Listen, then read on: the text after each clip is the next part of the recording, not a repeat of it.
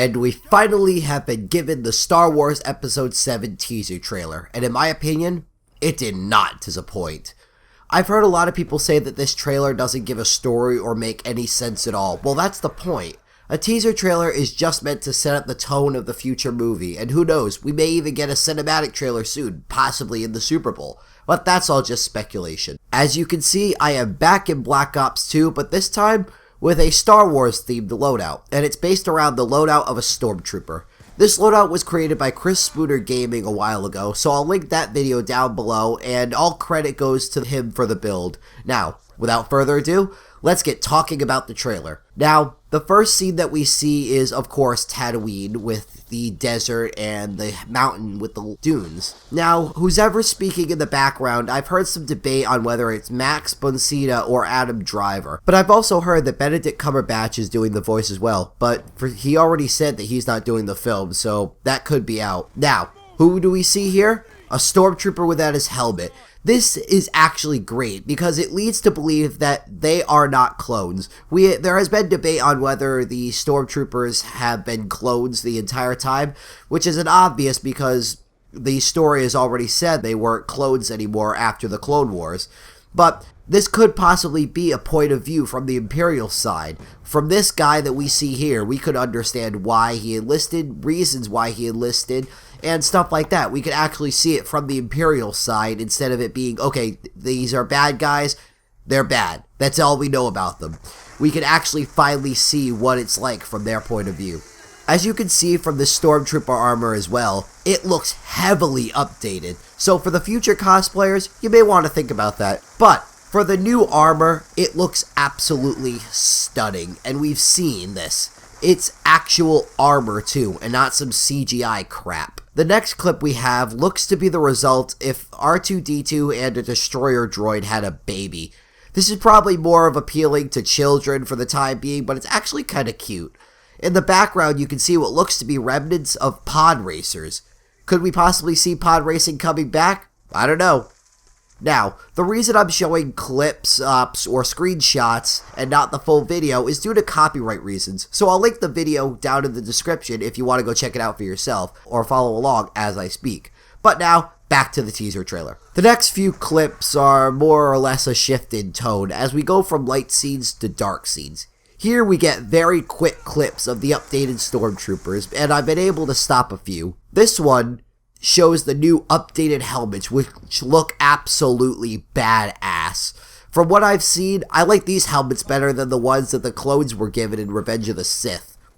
We see they have landed on some planet that's dark as well, with the water vapor distorting our view of what's outside the ramp. So we can't really see much or know what the planet they landed on, but there is some speculation that it could be Hoth during a blizzard. The next scene is what some people speculate is the daughter of Han and Leia.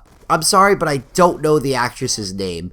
We see her on some kind of speeder, and in the next shot, we get a better look at that speeder, which has a very weird design, but it has the usual seat on top of the engine design. But hey, we've seen stranger designs and lore from this series. Now, we've already seen the Imperial side of this film. Now let's move on to the Rebel side. And from what we see here, they're staying with the designs of the original, with some added things here and there. If you can notice, the outfit of the pilots looks more militaristic, probably due to the fact that the Rebels are more advanced and more intelligent in fighting, and it's just an update in the costumes and the scenery. But as you can see, the X-Wing almost looks the same, as well as the cockpit that we can see from many of the movies, such as Return of the Jedi, Empire, and New Hope. But they're keeping what the X-Wings look like, and they haven't changed much, except for possibly the CGI, or this could also be a set of its own. The shot directly after, we get clips of the new X-Wing fighters in action, and what seems to be a possible new planet. But the effect of them flying around the water, possibly to a target, is just a cool shot nonetheless. And next is the first introduction to the Sith of the movie, and my god, look at that lightsaber. I've heard many mixed opinions on it, but in my opinion, I love it. As you can see, it resembles what could possibly be a Claymore design, as the blade and the hilt are unusually long for a regular saber, and what appears to be exhaust ports protruding from the two sides of the hilt. The laser of the blade itself seems to appear abnormal as well, as the laser seems more unstable and kind of like a fiery than we remember it to be. This Sith could also possibly be an Inquisitor character, as there has been some speculation that the years following Return of the Jedi, Luke is hiding out in the woods, and as you can see from the screenshot, where is the Sith? In the woods. Now, the only video clip I'll show in this breakdown is that of the Millennium Falcon.